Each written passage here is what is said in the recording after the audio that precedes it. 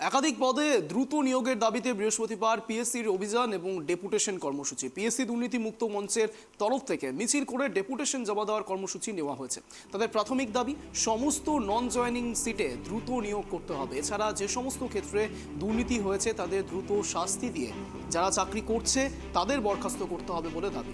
এ বিষয়ে কি জানালেন সিটু নেতা ইন্দ্রজিৎ ঘোষ, শোনাবো।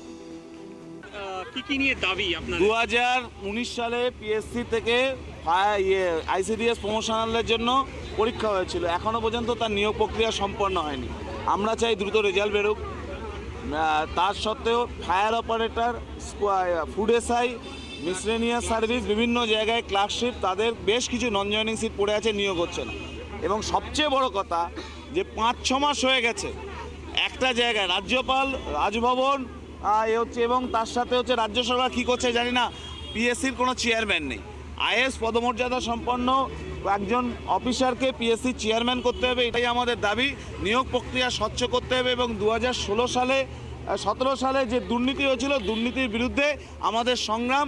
দ্রুত স্বচ্ছ নিয়োগ চাই, পিএসসির আইএস পদমর্যাদা সম্পন্ন চেয়ারম্যান চাই। তার জন্যই আজকে আমাদের এই আন্দোলন।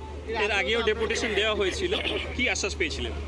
আগে ডেপুটেশন দেওয়ার পরে 2-3টে বিষয়ে 2-3টে বিভাগে কিছু নিয়োগ হয়েছে।